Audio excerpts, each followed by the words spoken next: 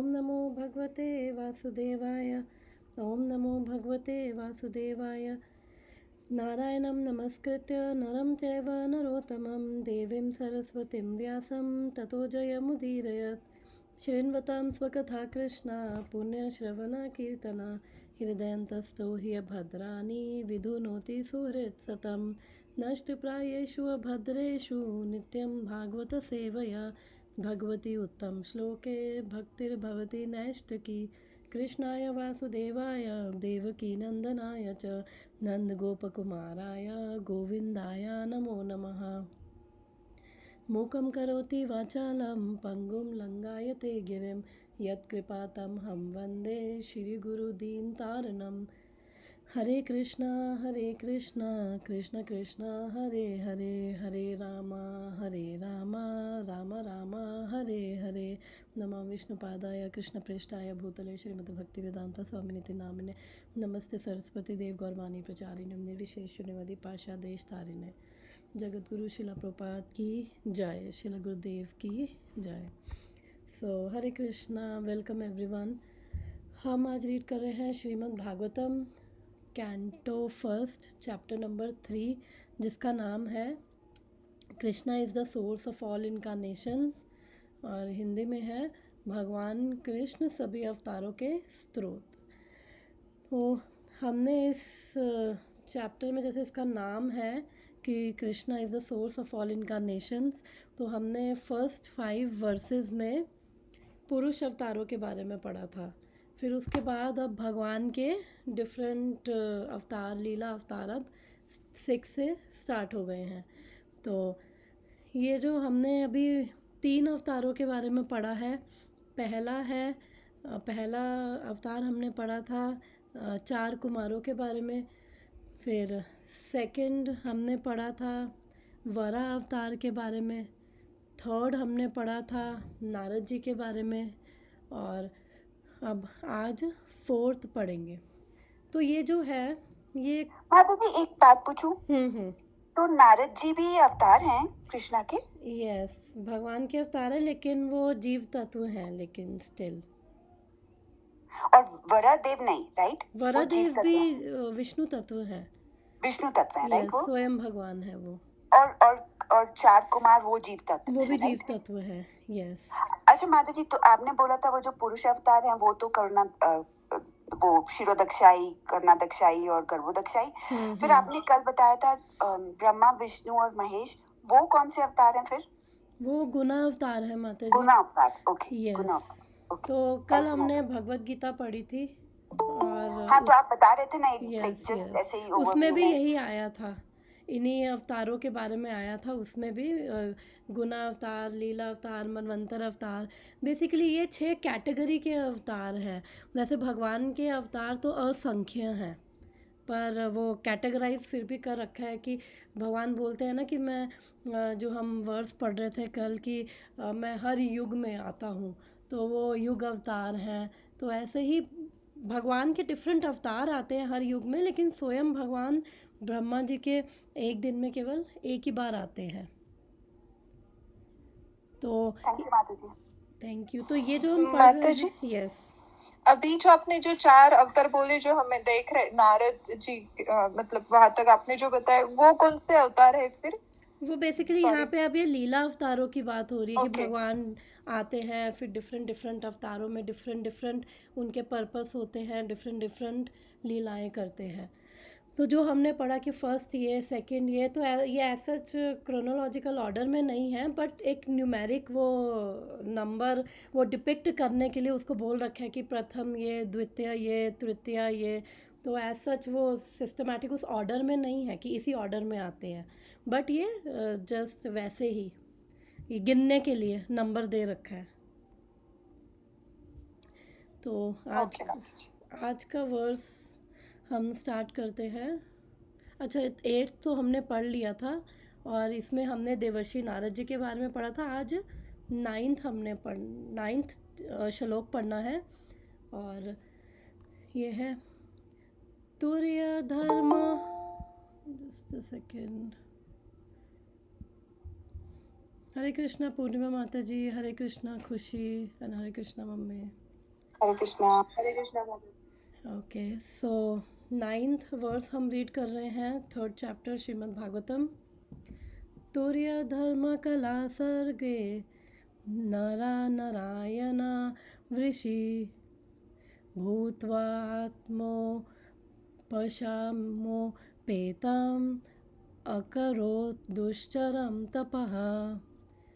तुर्यधर्मकला सर्गे नरा नारायणा वृषि भूत्वा आत्मो पश्मोपेतम्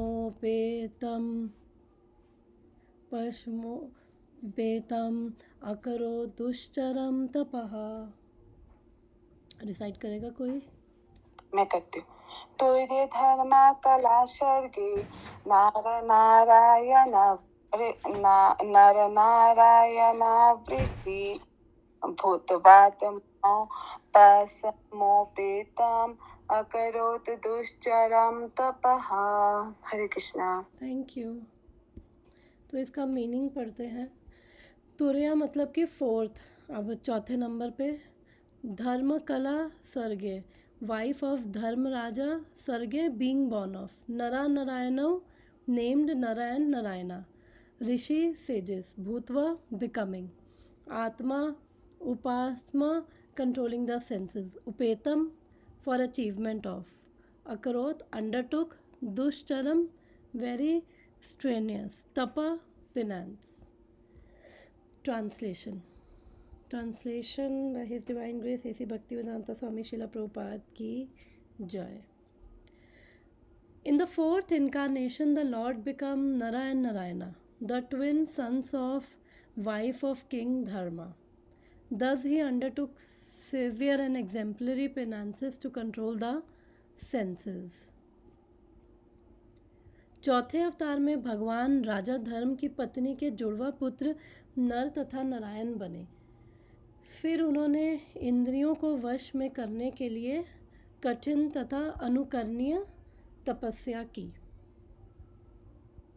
तो अब यहाँ पे किसकी बात कर रहे हैं? नर और नारायण की बात कर रहे हैं, नर और नारायण ऋषि। तो ये दोनों क्या है? ये दोनों ट्विन ब्रदर्स हैं, जुड़वा भाई हैं। और कई की जगह इनको अर्जुन और भगवान कृष्ण बोला जाता है।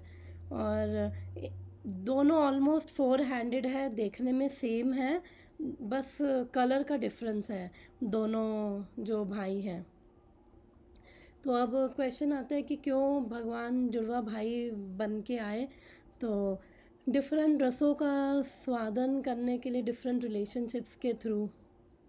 तो जैसे अब अभी गुणावतार के बारे में बोल रहे हो राइट माता जी? नो, नर और नारायण ऋषि के बारे में आज भागवतम चल रहा है राइट? यस, श्रीमद् भागवतम पढ़ रहे हैं 3rd चैप्टर 1st कैंटो का श्लोक 9।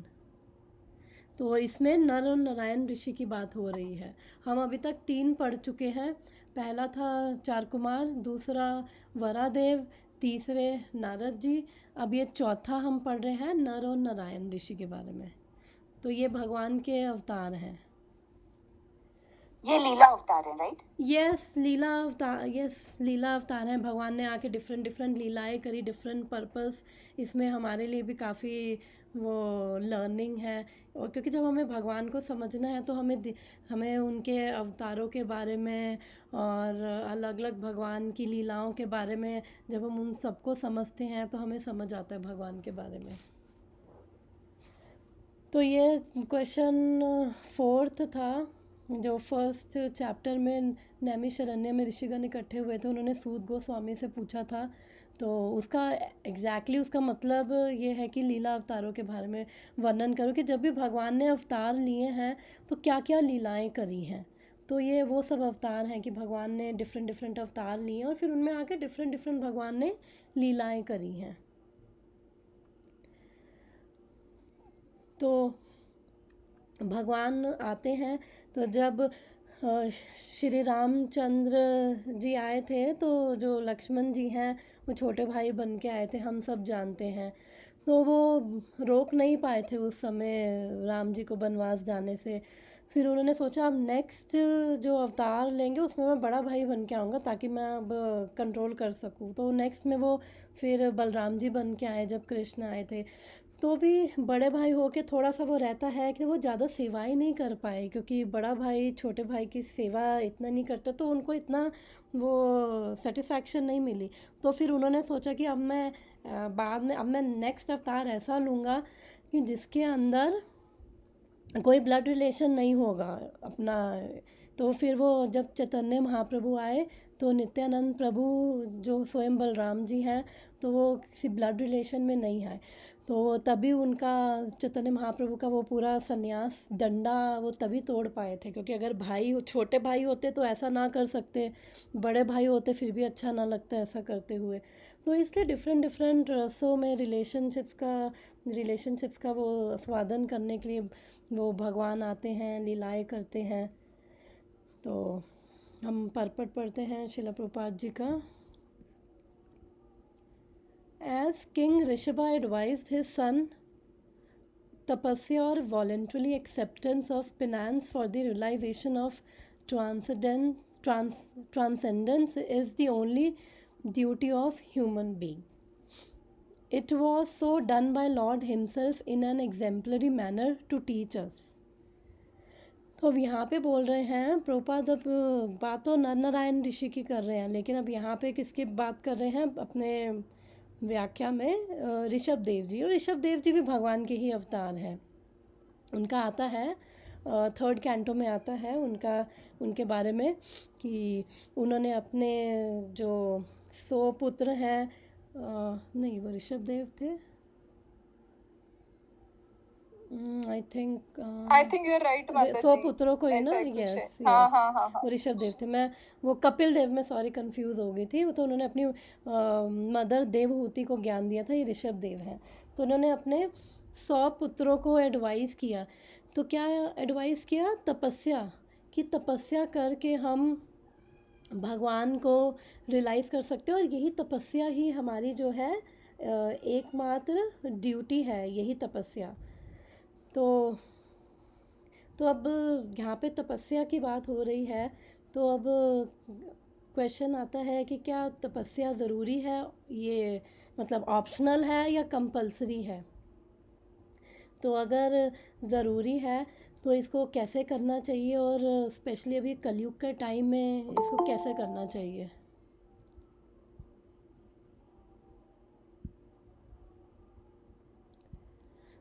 हरे कृष्णा सुचरिता। हम श्रीमद् भागवतम आज पढ़ रहे हैं। हरे कृष्णा माता जी। तो अब यहाँ पे एक सेकेंड,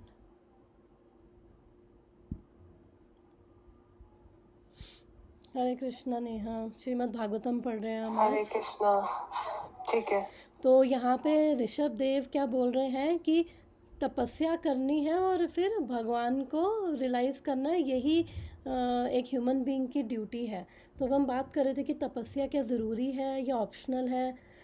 तो अगर हम देखें, शास्त्रों की बात करें, तो जैसे हम देखते हैं कि एक हम रथ की बात करें अगर,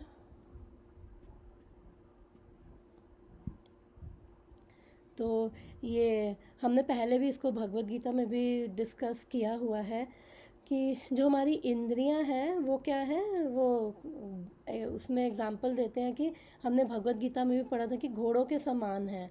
और फिर जब हम थोड़ी तपस्या करते हैं, ऑस्टेरिटी करते हैं, तो हम इसको कंट्रोल जब कर पाते हैं, तो हम रेगुलेट कर पाते हैं, तो उससे क्या हमें हैप्पीनेस मिलती है। तो अब लोग तपस्या क्यों नहीं करते? क्योंकि उनको लगता है कि बहुत कष्ट होता होगा तपस्या में, तो हम अगर अपनी मन की करेंगे तो उससे हम खुश रहेंगे। तो अगर जो ये घोड़ों की बात करें, तो अगर घोड़े जो हैं, हमें जहाँ जाना है, अगर हम घोड़ों को बोल दें कि हमें वो गुड़गांव से बैठ के दिल्ली जाना है, तो हमें ले चलेंगे, राइट? ऐसा होता है? ऐसा नहीं होता ना? नहीं। तो वो हमें कहीं वो, क्योंकि एक घोड़ा कहीं जा रहा होगा, दूसरा घोड़ा कहीं जा रहा होगा, तो वो हमारे लिए बहुत डिफ़िकल्टी हो जाएगी। तो वही लाइफ में भी सेम चीज़ है कि जो घोड़े हैं वो हमारी इंद्रियां हैं, और तपस्या जैसे हम करते हैं तो हम इंद्रियों को कंट्रोल कर पाते हैं। और फिर सेकंड चैप्टर भगवत गीता में भी हमने पढ़ा था, और even third chapter Bhagavad Gita में भी हमने यही पढ़ा था कि जो इंद्रियां हैं वो इतनी स्ट्रांग है, अगर एक भी इंद्रियां इधर उधर भटक जाए तो वो पूरा रथ को गड्ढे में गिरा सकती है। जो ये लगाम क्या है, मन है, और वो मन को खींच ले जाएंगी। फिर ये जो सारथी है ये कौन है, हमारी इंटेलिजेंस है, और ऊपर जो पैसेंजर है वो सोल है। तो इसलिए तो अगर हम देखें तो भौतिक संसार में भी हम लोग सुख के लिए भी बहुत तपस्या कर रहे हैं। अगर हम बात करें इंडिया की भी बात करें, यहाँ की भी, थोड़ा इंडिया में ये रहता है कि कहीं जाना हो तो 2-2 घंटे पहले ट्रैफिक जैम में फंसना पड़ता है। तो पहले सुबह उठो, और फिर उसके बाद सुबह इतनी जल्दी उठो। कई लोग तो उठ के, यहाँ पे अगर हम अमेरिका में देखें तो जिम तो 4-5 बजे खुल जाते हैं, और उठ के ये लोग सबसे पहले जिम जाएंगे, 4-4 5-5 बजे उठते हैं जिम जाने के लिए। फिर उसके बाद आना, नहाना धोना, फिर उसके बाद ऑफिस जाना। और इंडिया में मामूली बात है कि 2 घंटे ट्रैफिक जैम में फंसना। फिर इतनी तपस्या करके हम समय पर ऑफिस पहुंचते हैं, फिर वहाँ पे भी हम तपस्या कर रहे हैं। फिर कभी टाइम पे खा भी पाते हैं, कभी इतना वर्क प्रेशर, इतना स्ट्रेस होता है तो वहाँ भी तपस्या करते हैं। और फिर इतनी तपस्या के बाद फिर रात को घर आते हैं, और उसके बाद भी वो सेटिस्फैक्शन नहीं होती। ऐसा लगता है कि जल्दी से वीकेंड आए और बस अब आराम मिले और कोई भी छेड़े नहीं। तो इतनी तपस्या के बाद भी हमें हार्ट में सेटिस्फैक्शन नहीं होती है। और अलग अलग लोग, सब लोग एक्चुअली इस मटेरियल वर्ल्ड में हर कोई तपस्या कर रहा है, और हर तपस्या का जो फल है वो सेम नहीं होता है, और सबको जो है आनंद नहीं मिलता है। और एक तरह से देखा जाए तो पूरी लाइफ ही तपस्या में निकल जाती है। तो हमें लगता है कि छोटे होते हुए कि जैसे बड़े होंगे लाइफ कितनी अच्छी हो जाएगी, और स्कूल जाने में कई बार अच्छा नहीं लगता। फिर जैसे तैसे स्कूल जाते हैं, फिर उसके बाद कॉलेज, फिर कॉलेज में भी टेंशन, प्लेसमेंट होगी नहीं होगी, वो भी एक तपस्या कि हम घूमना चाहते हैं, इधर उधर मूवीज़ देखना चाहते हैं, लेकिन स्टिल पढ़ाई करनी पड़ती है। वो सब चीज़ें हम अपने आप को डिसिप्लिन करते हैं, हम उन चीज़ों को नहीं चूज़ करते, क्योंकि जिसका गोल होगा मुझे कॉलेज से बाहर निकल के अच्छी प्लेसमेंट चाहिए, जॉब चाहिए, तो फिर ये सब चीज़ें हम भौतिक वे में भी देखें तो भी हम त्याग ही कर रहे हैं। अपनी इंद्रिय तृप्ति जो है, अपना अपना वो सेक्रीफाइस करते हैं। तो फिर जॉब में जाते अब लगता है अब वो सब सही होगा, लेकिन वो पता नहीं होता कि वो पहले दिन से जॉब में वो तपस्या स्टार्ट होती है, और जब तक रिटायर नहीं होते वो एंड देर तक तपस्या है। तो भौतिक वर्ल्ड में भी हम स्टार्टिंग से तपस्या कर रहे हैं, फिर बीच में भी तपस्या, और एंड में भी तपस्या है। चाहे स्टूडेंट लाइफ हो, चाहे जॉब लाइफ हो, चाहे बिजनेसमैन हो, कोई भी हो, चाहे हाउसवाइफ भी हो, हर कोई अपने अपने लेवल पे वो अ, हम लोग जो आनंद के लिए हम लोग कितनी तपस्या कर रहे हैं। तो इसलिए संसार में ये कहना गलत नहीं होगा कि जो केवल स्पिरिचुअली होती है तपस्या, मटेरियल लेवल पे भी हर कोई यही कर रहा है। पर अगर हम आध्यात्मिक लेवल पर तपस्या करते हैं तो उसका फल क्या होता है, उसका एंड रिजल्ट क्या है, आनंद ही मिलता है। हाँ, क्या चाहिए, आ रहे हैं पापा। तो उसका जो फल है वो आनंद ही मिलता है, क्योंकि भगवत गीता में भी वो बताते हैं कि जो सतोगुण में जो शुरू में हम करते हैं तो उसमें इनिशियली इतना रुचि नहीं होती, और इनिशियली हो सकता है कि कष्ट भी हो, लेकिन बाद में क्या है वो नेक्टर बन जाता है और उसकी में बहुत आनंद मिलता है। फिर ऐसे ही रजोगुण में अगर हम स्टार्टिंग में कुछ करते हैं तो हो सकता है स्टार्टिंग में हमें थोड़ा बहुत वो अच्छा लगे, लेकिन वो जैसे हम उसमें प्रोग्रेस करते हैं वो तब भी मिजरी देता है, और एंड में भी वो मिजरेबल ही होता है वो चीज़। जैसे कई बार कई लोग अल्कोहल वगैरह लेते हैं, पीते हैं, और वो लगते हैं बड़ा कूल हो गए हैं हम, लेकिन स्टार्टिंग में हाँ उनको थोड़ा सा टेम्परेरी अच्छा लगता होगा कि देखो कूल है, लोग भी ये कर रहे हैं और मज़ा भी आ रहा है, लेकिन फिर बाद में जब वो एडिक्शन बन जाता है, फिर बॉडी ख़राब, और फिर 100 बीमारी। और कई लोग ऐसा होता है कि अल्कोहल के कारण फिर इतने एडिक्ट हो जाएंगे, पूरी लाइफ ख़राब कर लेंगे, और कई लोग बेचारे मर जाते हैं। तो इसलिए कि जो भी आध्यात्मिक लेवल पे करते हैं तो इनिशियली हमें थोड़ा बहुत कष्ट होता होगा, इतना मन भी नहीं लगता होगा, लेकिन उसका एंड रिज़ल्ट क्या है, 100% उसका हैप्पीनेस है। और वो हैप्पीनेस क्या है, वो एटर्नल हैप्पीनेस है, शाश्वत हैप्पीनेस है। तो इसलिए जो आनंद मिलता है फिर वो कभी जाता नहीं है।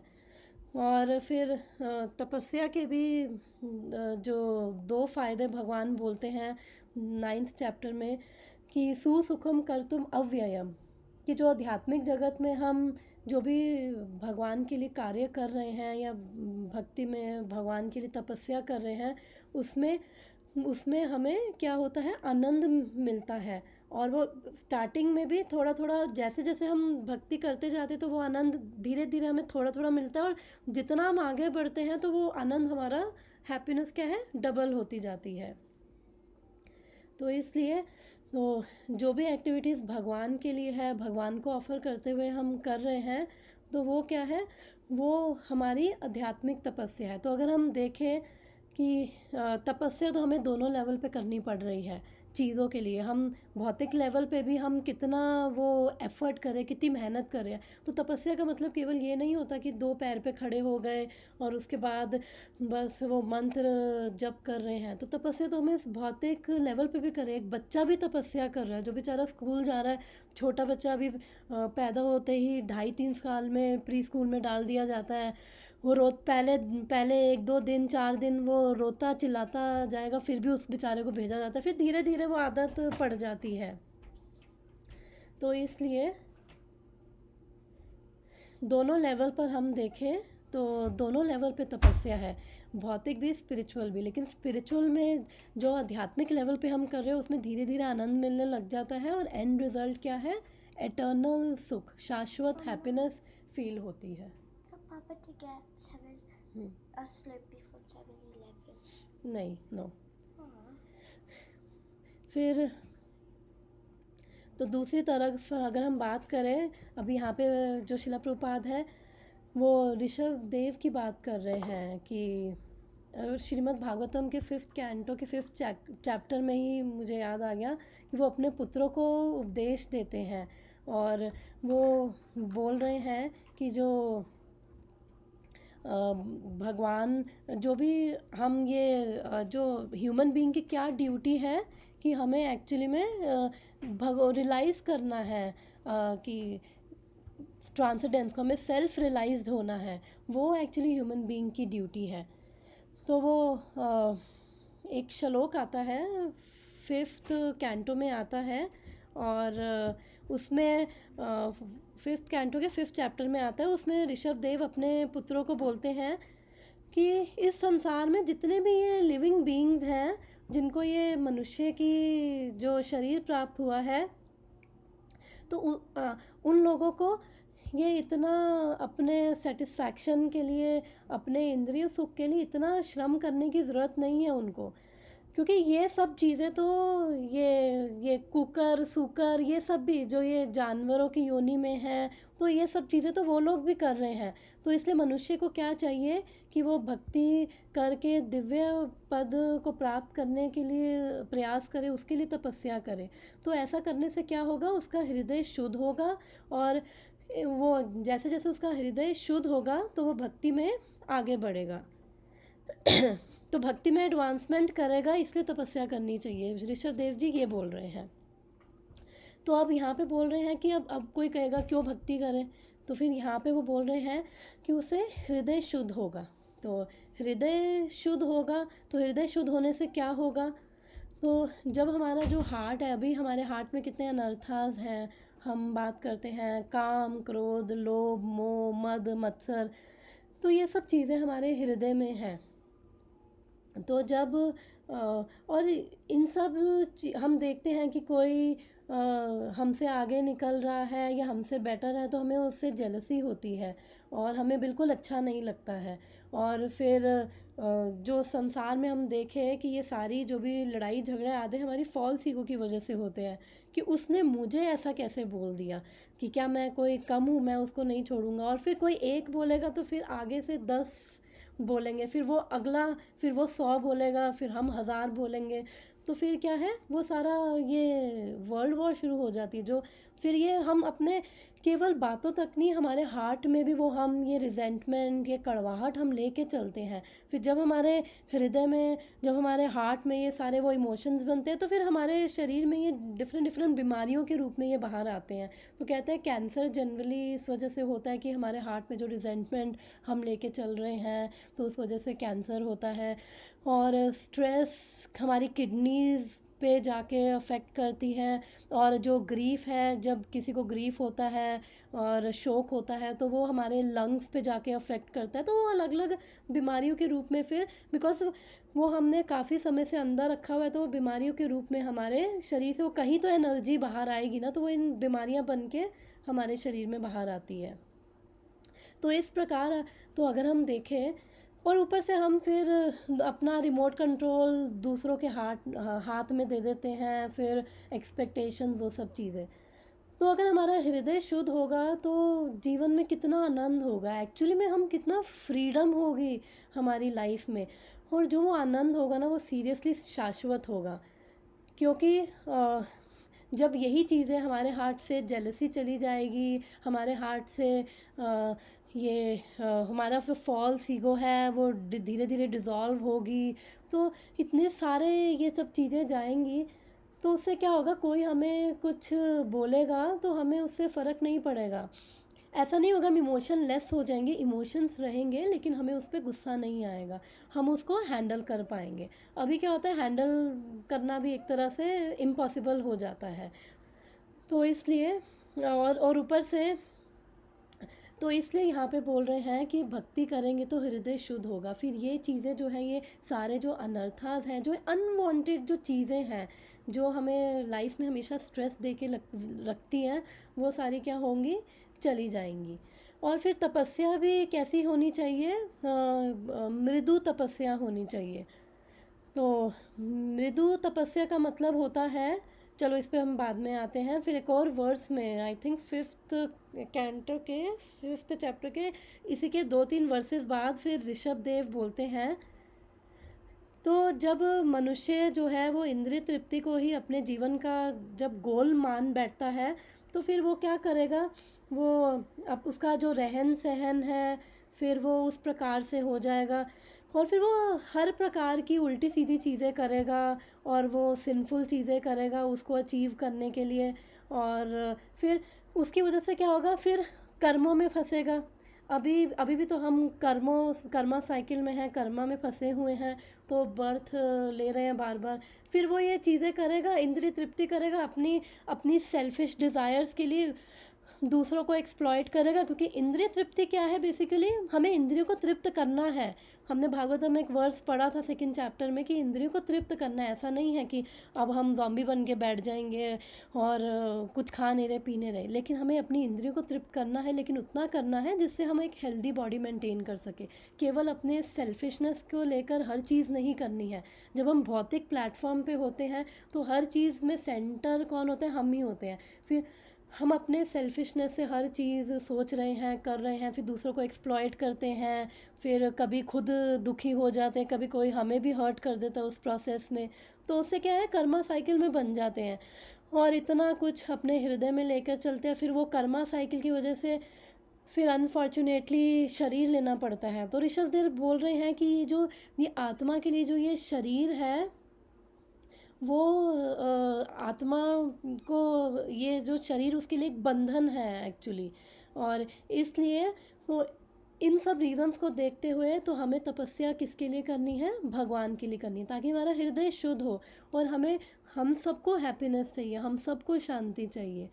तो फिर जब भगवान के लिए तपस्या करेंगे, आध्यात्मिक लेवल पे तपस्या करेंगे, तपस्या तो अभी भी कर ही रहे हैं, तो फिर हम चूज़ कर सकते हैं किसके लिए करें। तो जब आध्यात्मिक लेवल पे करेंगे तो हमें शाश्वत हैप्पीनेस, इटर्नल हैप्पीनेस मिलेगी, और हम लोग भक्ति पे हायर पोजीशन पर इस्टेब्लिश होंगे। और फिर भौतिक प्रॉब्लम्स परेशान नहीं करेंगी। भौतिक प्रॉब्लम्स आएंगी, ये मटेरियल वर्ल्ड का नेचर है कि यहाँ पे पदम पदम पे विपदा है, लेकिन वो चीज़ हमें अफेक्ट नहीं कर पाएगी। और हमारी जो प्रॉब्लम्स हैं हम उसके बियॉन्ड हम देख पाएंगे, हम स्टेबल हो पाएंगे।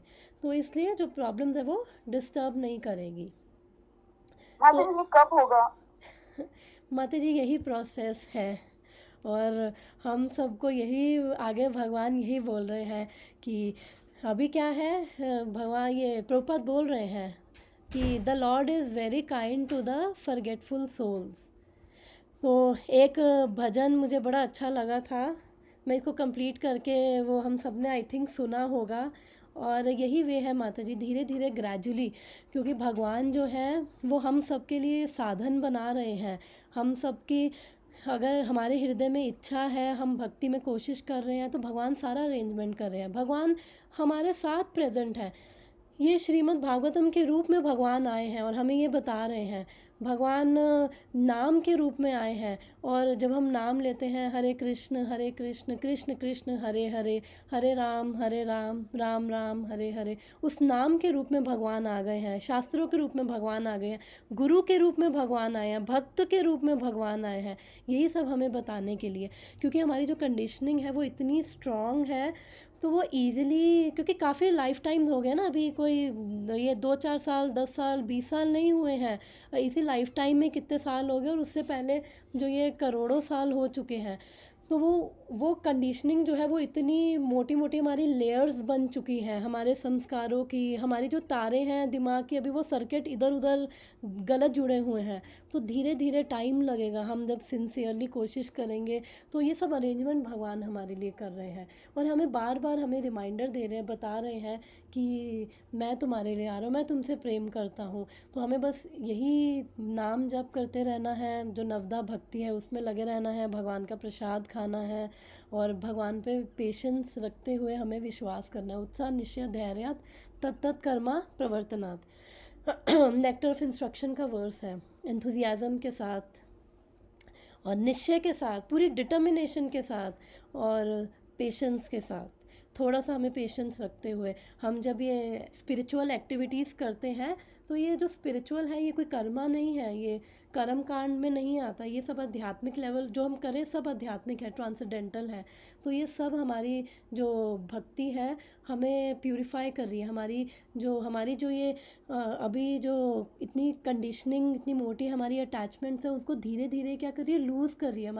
हमारे मिसकंसेप्शंस जो बन गए हैं उनको ये स्मैश कर रही है। जो हमें पढ़ते हैं एटलीस्ट तब तो फील करते हैं ना, हाँ भगवान के पास जाना है, तो इसलिए हमारी मिसकंसेप्शंस को ये स्मैश कर रही है।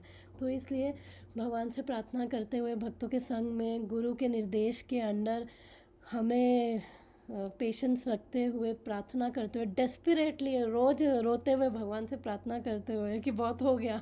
एक्चुअली अभी हमें लगता नहीं है कि बहुत हो गया है, अभी बहुत नहीं हुआ है। जिस दिन लगेगा ना कि बस अब बहुत हो गया, और बस कृष्ण ही जब प्रायोरिटी बन जाएंगे, तो फिर उस दिन फिर डन, उस दिन फिर चाहे इस मटेरियल वर्ल्ड में भी हैं, गोलोक धाम में वास करेंगे। चाहे ये शरीर है, मरने की ज़रूरत भी नहीं है, भगवान के धाम जाने के लिए मरने की भी ज़रूरत नहीं है, ये शरीर रहते हुए ही भगवान के धाम में होंगे। तो जिस दिन कृष्ण हमारी प्रायोरिटी बन जाएंगे, तो इसलिए भगवान से प्रार्थना करते हुए, इंस्पिरेशन लेते हुए, अपने आप को मोटिवेट करते हुए, भगवान हमें पीछे से धक्के मार रहे हैं, सबको धक्के मार रहे हैं पीछे से, चलते जाओ, बैठो नहीं, गिरो नहीं। तो इंटरेस्टिंग है ये। Yes, thank you so much माता जी। अभी क्वेश्चन ही ऐसा, क्या करें, मैं भी उस लेवल पे हूँ, तो मैं भी क्या बताऊँ। मैं भी स्ट्रगल कर रही हूँ, तो इसलिए। बट यस, जो सुनती हूँ उससे विश्वास है, गुरु पे विश्वास है, शास्त्रों की वाणी पे विश्वास है कि एक दिन ऐसा होगा। और हम अभी भी फील कर सकते हैं आनंद, अभी भी फील कर सकते हैं, हमें आनंद होता है, तभी हम इधर उधर भी जाते हैं, लेकिन वापस यहीं पे आ जाते हैं, वापस भगवान के नाम में। क्योंकि वो आनंद मिल रहा है ना, कि चाहे हम घूमने भी जाएं, वेकेशन पे भी जाएं, फिर फाइनली वो एक मन करता है, नहीं वापस चलो, भगवान का नाम लो, भगवान के बारे में सुनो। हम बीच बीच में ऐसा करते हैं ना, हमें इधर उधर जाना भी पड़ता है, तो हम स्टिल, हमारा फिर मन कहाँ आता है, धीरे धीरे कृष्ण में हमें लेके आता है, क्योंकि फिर सुनते हैं तो हमें अच्छा लगता है भगवान के बारे में। माता जी हरि बोल। माता यस जी, माता जी, हरे कृष्णा। माता जी, इसमें ना जैसे जय किशोरी माता जी है ना, एक है ना, तो वो कह रही थी कि हम ना अपने दुख को पालते हैं, यानी अगर कोई दुखी होगा ना तो सैड सॉन्ग चला देगा, हाँ मतलब हाँ आप दुखी हो तो अब उस दुख में इतने खो जाते हो, उसी दुख में you don't want to get out of it. Yes आप उस यस। दुख को पाल रहे हो।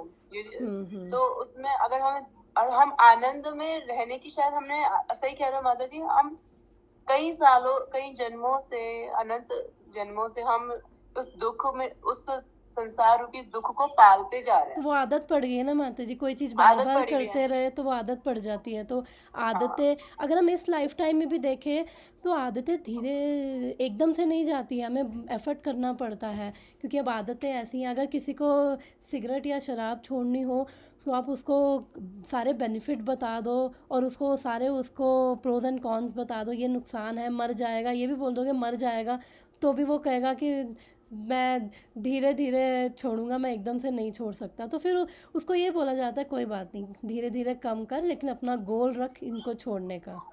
माने कुछ तो बोलते हैं, कोई बात नहीं, पी के ही मरता हूँ। फिर वो कलयुग के प्रोडक्ट है, वैसे तो हम भी हैं, हाँ, लेकिन अब मुझे वो हाँ, लेकिन मतलब इस लाइफ का कोई अनफॉर्चुनेटली वैल्यू यस नहीं रखना, यस मतलब यस इस वैल्यू, इतनी इम्पोर्टेंट लाइफ है, और हम इस यस। दुख में, मतलब तो दूसरे दुख के में दुख भी में तो हम कम माता जी, अपने। हम दुख में भी दुख इसलिए आते हैं कि हम, क्योंकि जब जब सुख रहता है ना तो इतना कृष्ण की याद नहीं आती, जब दुख आते हैं ना तो हम भगवान से कनेक्ट होकर हम कृष्ण को एम्ब्रेस कर पाते हैं। रियलाइज़ किया ये कि दुख भी इसलिए हैं कि भगवान ये बताते हैं कि I am there for you. तो अब सीधे तरीके से तो नहीं मानोगे तो फिर ये माया की थपेड़े तो खानी पड़ेगी ना, माया तो अपना काम करती रहेगी। माता जी, ये सब सिर्फ भक्तों के लिए है, मतलब जो भक्त नहीं है वो तो फिर गलत रास्ता अपनाएंगे ना, यस यस। फिर है वो ना। भगवान तो किसी को में इंटरफेयर नहीं करते माता जी। वो अगर हाँ भगवान कहते हैं कि I give forgetfulness, I give remembrance, किसी को हाँ, भूलना हो भगवान को तो भगवान पूरा अरेंजमेंट कर देंगे, ये लो भूल जाओ। किसी को अगर सही याद बात, करना हो भगवान पूरा अरेंजमेंट कर देते हैं। सही बात है ये दीदी, भगवान हाँ बोलते हैं ना, हाँ, वो श्लोक मुझे याद नहीं आ रहा, सर्वस्य चाहम हृदय सन्निविष्टो, कि मैं ही हृदय में हूँ, तो जो चाहिए है मैं वो दे दूँगा।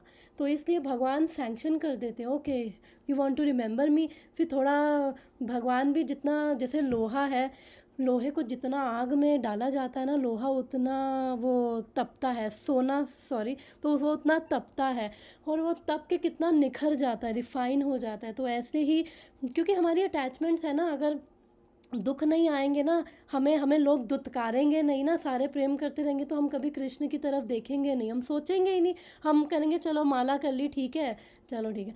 तो इसलिए हमें दुत्कार मिलती रहती है, हमें चीज़ें मिलती रहती है, ताकि जब हम फिर हम रो पिट के जब भगवान की तरफ देखते हैं तो वो कहते हैं मैं हूँ, चिंता मत करो, आई एम देयर।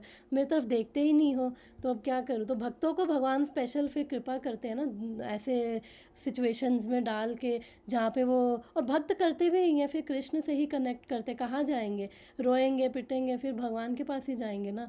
तो इसलिए जब भगवान के पास जाएंगे तो उस दुख में भी अगर वो एम्ब्रेस कर पा रहे हैं कि वाह कृष्णा इज़ विद मी, तो जैसे पांडव थे तो कितना दुख उनके जीवन में आया, कोई नॉर्मल के बंदे के जीवन में आए तो वो बेचारा सुसाइड कर ले, लेकिन कृष्ण साथ थे। तो कृष्ण साथ थे हर कदम पे। तो कुंती महारानी क्या प्रार्थना करती है कि मुझे विपत्तियाँ दो, मतलब ऐसा तो कोई प्रार्थना नहीं करेगा विपत्ति दो, क्योंकि वो कह रहे अगर तुम साथ हो ना तो फिर ये विपत्तियाँ ही बढ़िया हैं, एटलीस्ट तुम तो साथ हो। तो वो समझ पाए थे कि वो वैल्यू भगवान की। तो दुख में भी हम भगवान से प्रार्थना करते हो, हम एम्ब्रेस करें वाह कृष्णा इज़ विद मी। ये दुख सुख की जो सिचुएशंस हैं ये टेम्परेरी हैं। यस मुश्किल होता है ये उस वक्त पे याद रखना, बट यस ये सब भगवान कृष्ण के हाथ में है, चाहे कोई भी सिचुएशन हो सब कृष्ण के हाथ में है। तो इसलिए वो एम्ब्रेस करे, जब दुख का भी समय हो तो उसमें भगवान से लर्निंग मांगे कि क्या मेरे लिए लर्निंग है इसमें, मुझे नहीं समझ आ रहा, आप मुझे बताओ। भगवान बताते हैं, भगवान बात करते हैं, उनसे बात करेंगे तो वो हमें रेसिप्रोकेट करते हैं, तो हमें उनसे प्रार्थना करते हैं क्या लर्निंग है। और कृष्ण हमारे साथ हो तो फिर चाहे नरक हो चाहे स्वर्ग हो। तो यस ओके, थैंक यू माता जी। और फिर अगर हम वही पांडवों की बात करें, फिर भीष्म देव की बात करें, तो पांडवों से भीष्म देव भी याद आ गए। उन्होंने कितनी वो जो वो वाव लिया था कि मैं कभी विवाह नहीं करूँगा। तो एक तरह से अगर मान लो कि किसी को मिठाई बहुत पसंद हो और उसका घर हलवाई की दुकान के सामने हो और वो डेली देखता रह रहा है, वाह गुलाब जामुन बन रहे हैं, जलेबियाँ बन रही हैं, तो कितना मुश्किल होता है कंट्रोल करना। आप खिड़की खोलो, दरवाज़ा खोलो, आपको हलवाई की दुकान नज़र आ रही है और खुशबू आ रही है अलग अलग। तो भीष्मदेव का भी यही हाल था कि जो उनके पास सारे ऐश्वर्य थे, महल में वो रहते थे, उन्होंने वॉलेंट्रली वो एक्सेप्ट किया। उन्होंने इतनी भारी प्रतिज्ञा ली और उसके बाद भी फिर उन्होंने अपने पिता के लिए प्रतिज्ञा ली और उसके बाद भी उन्होंने प्रतिज्ञा नहीं तोड़ी। वो महल में अलग अलग सुंदर सुंदर वो नहारियाँ, वो जो सारी स्त्रियाँ घूमती थी, तो उसके बाद भी, और उसके बाद भी ये सब तो ठीक है, उसके बाद भी वो क्या कहते हैं, कौरवों की पार्टी में रहे, वो भी भगवान की इच्छा से, क्योंकि भगवान अपने ही भक्तों को रखते हैं ना लीला करने के लिए। फिर भीष्म देव ने वो भी सही, उन्होंने इतनी वो तपस्या करी और वो भगवान के बहुत बड़े भक्त। तो एंड टाइम पे क्या हुआ, कृष्ण उनके साथ थे जब शरीर छोड़ा, और कृष्ण हमेशा से ही उनके साथ है, जब शरीर भी छोड़ा तो भगवान सामने खड़े हुए हैं। कितनी ग्लोरियस डेथ है वो, कि स्वयं भगवान खड़े हैं और फिर वो वैकुंठ में गए। वो आता है आगे भागवतम में, उनका भी पढ़ेंगे। फिर ऐसे ही प्रहलाद महाराज ने भी कितनी तपस्या करी भगवान के लिए, तो उसके बाद फिर उनको भगवान मिले। तो इसलिए तपस्या हम सबको करनी पड़ेगी। भक्ति में भी हम भी अभी करें, तपस्या ही कर रहे हैं, हम अपना समय निकाल रहे हैं, अपनी इंटेलिजेंस दे रहे हैं और अपनी कॉन्शियसनेस इन्वेस्ट कर रहे हैं, भगवान का नाम जाप कर रहे हैं। तो ये सब भी हमारे कलयुग में तो यही सारी तपस्या है। प्रभुपाद ने 4 नियम दिए हैं, उन नियमों का हम पालन कर रहे हैं। तो वो 4 नियम का पालन भी एक तरह से आजकल के टाइम में देखें तो वो भी तपस्या है। और सबसे बड़ी तपस्या तो ये है कि हम अपना, ये सोशल मीडिया है आजकल, तो जब एटलीस्ट जब चैंटिंग करें तब अपना फ़ोन साइड पे रख के हम चैंट करें, तो वो भी एक तपस्या है आजकल के टाइम में। वो क्या कहते हैं, देश काल परिस्थिति के हिसाब से वो चेंज होती है, तो आजकल के टाइम में यही तपस्या है भक्तों के लिए। ये तपस्या, और भक्तों को एक्चुअली ये भी इतना डिफ़िकल्ट नहीं लगता, 4 नियमों का पालन करना भी। जब भक्ति में प्रोग्रेस करते हैं, नियम नहीं, वो इतना मुश्किल नहीं लगता है। और फिर धीरे धीरे भगवान की भक्ति में आगे बढ़ते हैं, आनंद भी मिलता है, ऊपर नीचे होता है तो भगवान साथ होते हैं, तो वो कितना सपोर्ट सिस्टम है। तो अगर जो नहीं मान रहे भगवान को, तो वो बेचारे अपने पर ही हैं, और भगवान तो उन पे भी कृपा कर रहे हैं, पर पात्र उन्होंने उल्टे रखे हुए हैं। तो जैसे मैंने पहले भी हमने डिस्कस किया था कि किसी को खीर चाहिए और वो खीर ऊपर से कोई डालता जा रहा है, लेकिन वो उसका जो कटोरी है उल्टी रखी हुई है, फिर वो कह रहा है ये तो खीर आ ही नहीं रही मेरे पास, तो वो कटोरी सीधी करनी पड़ेगी ना। तो उन बेचारों ने पात्र उल्टे कर रखे हैं अपने। तो इसलिए भगवान सबको, भगवान के लिए सब इक्वल है, और लेकिन जो भक्त हैं फिर भगवान उनकी स्पेशल केयर करते हैं, क्योंकि जो उनके पास आने की कोशिश कर रहे हैं उनके केयर करते हैं। लेकिन हमें तपस्या से डरना नहीं है, तो तपस्या हमें करनी है, और इसलिए हमें डरना नहीं है। हमें भगवान से प्रार्थना करते हुए और भगवान का सहारा लेते हुए वो करनी है। तो एक मुझे इस पे एक दो वो पास टाइम्स याद आ गए, ये नर नारायण उनके हैं, तो ये स्वयं भगवान के अवतार ही हैं। तो एक बारी इंद्र जो है, उसने जब ये जो नर नारायण है, उन्होंने बहुत तपस्या करी। ये इन्होंने आके एक्चुअली अपने एग्जाम्पल से हमें दिखाया है कि ऐसे तपस्या करनी है। अब एक्चुअली चक्कर ये है कि हम जब अपने सेटिस्फैक्शन के लिए कुछ करते हैं, हम जब कुछ भी इंद्रिय तृप्ति वगैरह करते हैं, तो उसके लिए हमें कोई नहीं सिखा रहा, छोटे बच्चे को भी कोई नहीं सिखा रहा कि ऐसे ऐसे करना है। वो हमें ऑलरेडी हम उसमें ट्रेंड है पिछले कई जन्मों से। तो छोटा बच्चा भी अपनी वो सेटिस्फैक्शन अपने आप के लिए वो चीज़ें ढूंढ लेगा। और हमें भी कोई नहीं सिखा रहा कि नेटफ्लिक्स पे जाना है, बटन दबाना है रिमोट का और फिर सीरीज़ देखनी है, और वो सब चीज़ें हमें कोई नहीं सिखा रहा, लेकिन हम खुद सीख जाते हैं। तो इसलिए ये भगवान अवतार लेके आते हैं हमें सिखाने के लिए कि कैसे तपस्या करो, कि हमें ये जब भौतिक लेवल पे भी हम सेक्रीफाइस कर रहे हैं, तो स्पिरिचुअली भी हमें सेक्रीफाइस करने पड़ेंगे, क्योंकि हमारा अब हायर पर्पस है। भौतिक लेवल पे तो फिर भी सेक्रीफाइस करने के बाद भी आनंद नहीं है, लेकिन ये स्पिरिचुअली हमें सेक्रीफाइस करेंगे तो उससे जो हमें गारंटी है, हैप्पीनेस क्या है, गारंटीड है। तो इसलिए हमें डरना नहीं है, और भगवान से प्रार्थना करते हुए, भगवान का नाम लेते हुए हमें जो भी स्पिरिचुअल एक्टिविटीज़ हैं हमें वो करते रहना है। तो मैं इंद्र की कहानी बता रही थी कि जब ये नर नारायण इन्होंने कई साल आके इन्होंने सिर्फ तपस्या करी है। तो जब भी तपस्या कोई करता है तो इंद्र को इनसिक्योरिटी होने लग जाती है। उसको लगता है हर कोई इसीलिए कर रहा है कि मेरी कुर्सी लेने के लिए। तो इसका मतलब वो ऊपर इतने हाई लेवल पे भी देवी देवताओं के लेवल पे भी कितनी इनसिक्योरिटीज़ हैं। वो पोजीशन पद को लेकर डेजिग्नेशंस को लेकर कितनी इनसिक्योरिटीज़ है। तो इंद्र बहुत इनसिक्योर हो गया। तो उसने फिर ये गंधर्व बहुत सारी अप्सराएं भेजी। कोई आया? हरे कृष्णा प्रतिमा माता जी।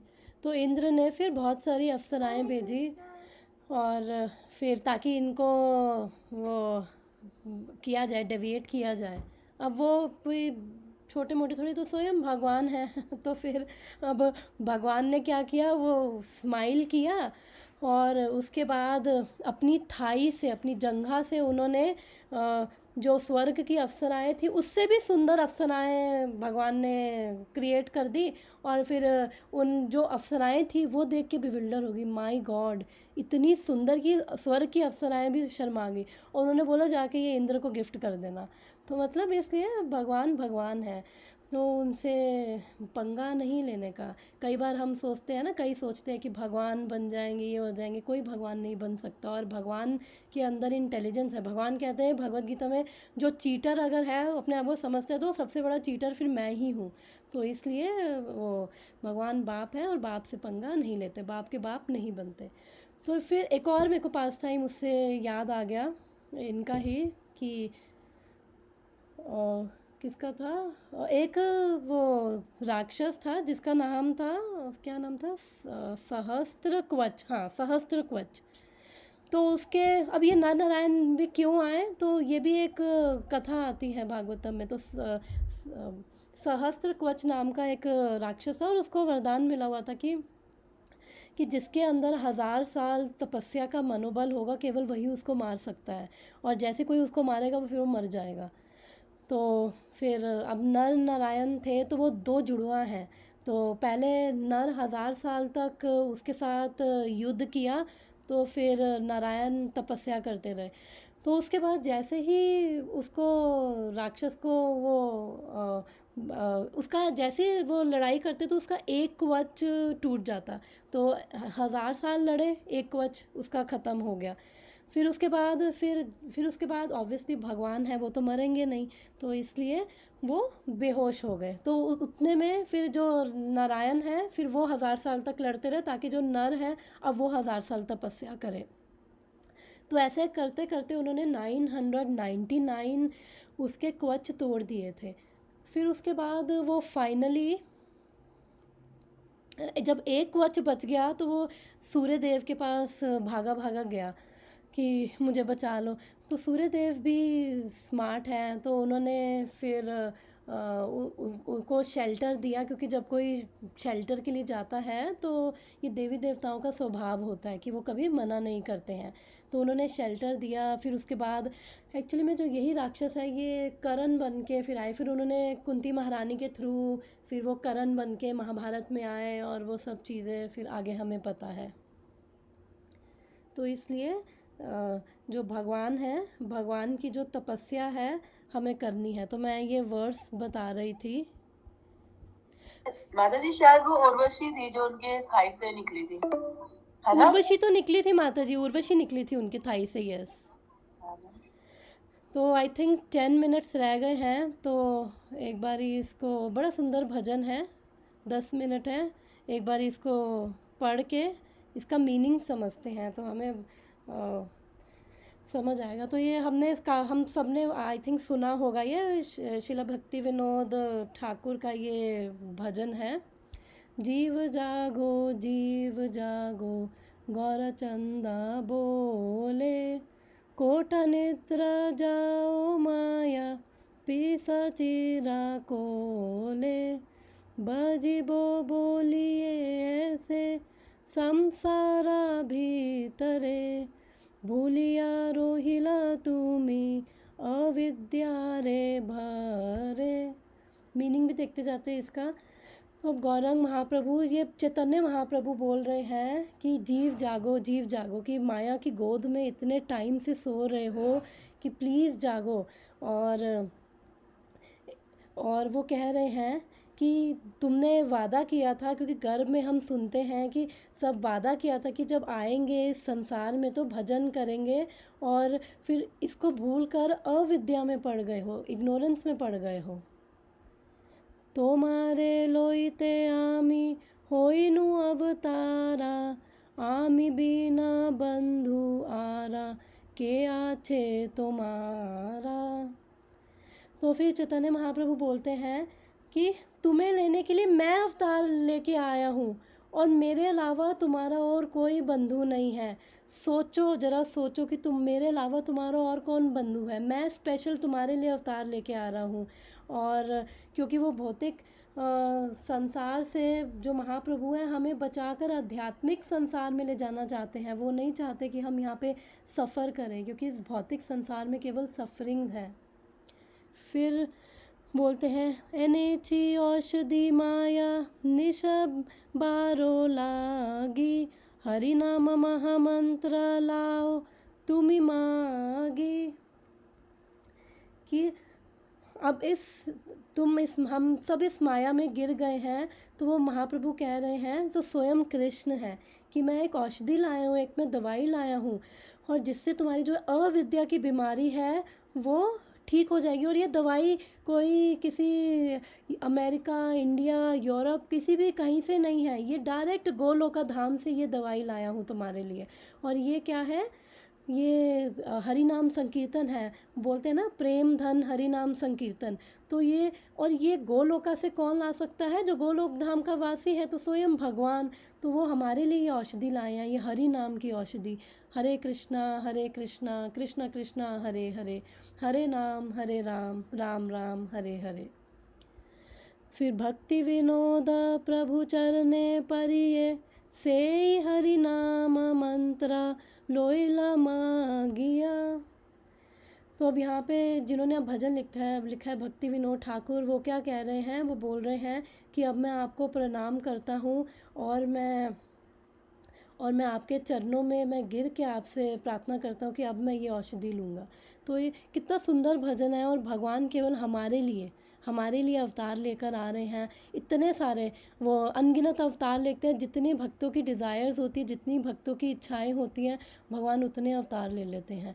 तो कितने दयालु हैं ये, हमारे लिए आए हैं केवल यहाँ पे, कि हम अब इस माया, हम कितने समय से, तो क्योंकि अगर हम देखें, अगर एक लेवल पे हम देखें कि अगर जो ये भौतिक जो सुख है, अगर भौतिक हम सुखों के पीछे भाग रहे हैं, अगर वाकई में ये सुख होता तो हम पिछले कितने जन्मों से तो वही सेम चीज़ कर रहे हैं ना।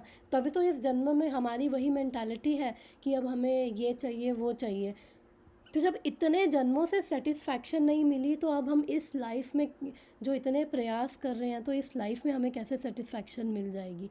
तो इसलिए वो बोल रहे हैं कि इस भजन के थ्रू हमें भगवान बता रहे हैं कि मैं आया हूँ तुम्हारे लिए अवतार लेकर, और एक एक को बोल रहे हैं कि मैं तुम्हारे लिए, तुम सबके लिए, एक एक को मैं अवतार लेके आया हूँ। तो प्लीज़ अब जागो, अब इस माया की गोद में मत सो। ये पिशाचिनी है, और ये जो एक बारी भूत चिपड़ जाता है तो फिर वो बड़ा मुश्किल होता है। तो ये इसकी गोद से उठो, और देखो कि ये लाइफ जो मिली है उसका यूज़ करो, उसको भक्ति में हमें लगाना है। The Lord is, I think time कम है, थोड़ा सा फास्ट करती हूँ। The Lord is very kind to forgetful souls की जो हम भुलक्कड़ हैं, अभी भूल चुके हैं। जिससे संबंध है, जो हमारा अपना है, उसी से ही संबंध तोड़ के हम भूल चुके हैं। बट फिर भी ये हमें, जैसे कोमल माता जी कह रही थी कि आप बताते हो कि भगवान प्रेम करते हैं, तो मैं नहीं बता रही, ये शास्त्र बता रहे हैं कि जो भगवान है वो बहुत प्रेम करते हैं हमसे, और हमारे लिए ही आके ये सब कुछ कर रहे हैं कि याददाश्त वापस आ जाए, और उसके बाद जब वो संबंध में हम स्थापित हो जाएंगे, फिर उसके बाद हम इसको कभी नहीं छोड़ेंगे, हम इस भगवान को कभी नहीं छोड़ेंगे, इस कृष्ण को हम कभी छोड़ ही ही नहीं पाएंगे। जब एक बारी वो संबंध हमारा स्थापित हो जाएगा, तो जब तक वो संबंध स्थापित नहीं हो रहा तब तक थोड़ा याददाश्त आने में थोड़े हमें कष्ट हो रहा है, तो तब तक हमें वो तपस्या करनी है। तो वो तपस्या जो हम कर रहे हैं एक हायर पर्पस है। उसके बाद जो होगा वो भगवान के साथ जो संबंध होगा उसमें इमेजिन भी नहीं कर सकते कि कितना सुख है। He therefore comes and leaves behind necessary instructions and also sends his good sons as representatives to call the souls back to Godhead. तो भगवान वो खुद भी आ जाएंगे, अपने अवतारों को भी भेज देंगे, फिर ही sends his good sons as representatives. तो अलग अलग अपने रिप्रेजेंटेटिव्स को भी भेजते हैं कि अरे जाओ, अब अगर फिर भूल गए हैं तो जाओ, गुरु के रूप में, भक्तों के रूप में भेजते हैं, जाओ उनको वापस लेके आओ, उनको बताओ। तो ये भगवान हमारे लिए कर रहे हैं। Recently, within the memory of everyone, Lord Chaitanya appeared for the same purpose, to show special favor to fallen souls of this age of iron industry, Kali Yuga. The incarnation of Narayan is worshipped still at Badri Narayan on the range of Himalayas. तो ये जो बद्री नारायण जी हैं उनको Himalayas में अभी भी पूजा किया जाता है। तो इससे मुझे एक और पास टाइम याद आ गया है। टाइम कितना है? ओके, घड़ी ये रही। ओके, तो मार्कंडे ऋषि थे, वो पहले शिव जी के भक्त थे। फिर उन्होंने बाद में वो ये नर नारायण ऋषि की उन्होंने बड़ी तपस्या करी। जब उन्होंने तपस्या करी तो उन्होंने भगवान से बोला, भगवान प्रकट हुए, उन्होंने उनसे बोला कि ये तुम्हारी माया क्या है, मुझे देखनी है। तो भगवान खिन्न हो गए कि मतलब खिन्न स्माइल दी, क्या क्या बोल रहा है। जैसे कोई हमारी प्लेट में गुलाब जामुन, वो लास्ट गुलाब जामुन बचा और फिर कोई आए कि प्लीज़ हमें दे दो, तो हम भी दे देंगे। अब वैष्णव है, वो मांग रहे हैं, दे देंगे, लेकिन थोड़ा खिन्न हो जाते हैं। तो भगवान भी खिन्न हो गए, क्या मांग रहे हैं। भगवान ने कहा तथास्तु। फिर वो ब्रह्मा जी की उन्होंने रात्रि में प्रवेश किया, नाइट में प्रवेश किया। और ब्रह्मा जी की नाइट में क्या होता है, प्रलय होती, सारी सुप्त अवस्था में सब कुछ ख़त्म होता है। तो वो हज़ारों करोड़ों सालों तक वो तैरते रहे और वो डरते रहे कि अरे अब मुझे कोई मार डालेगा, अब मुझे कोई खा जाएगा। और फिर उनको एक वट वृक्ष पे वो बाल गोपाल का उनका दर्शन हुआ। जैसे उनको दर्शन हुआ फिर वो अपने आश्रम में पहुंच गए। तो ऐसा 7 बारी हुआ। और उसके बाद वो मार्कंडे ऋषि एकदम पागल हो गई, ये क्या चल रहा है। फिर फाइनली बाद में जब भगवान आए, उन्होंने बोला कि हो गया प्रभु, माया देख ली, बस हो गया। भगवान ने कहा डन, इच्छा पूरी। उन्होंने कहा हाँ। उन्होंने कहा अब नहीं बस। तो ऐसे ही हम भी अभी माया में हैं, और तो भगवान ही माया से निकाल सकते हैं, क्योंकि जो माया है वो भगवान के अंडर ही, भगवान बोलते हैं ना माया मेरे अंडर सुपरविजन में है। तो इसे भगवान के हाथ में सब कुछ है। तो लास्ट 2 मिनट्स किसी को कुछ ऐड करना है या कुछ रियलाइजेशन, तो मोस्ट वेलकम टू शेयर।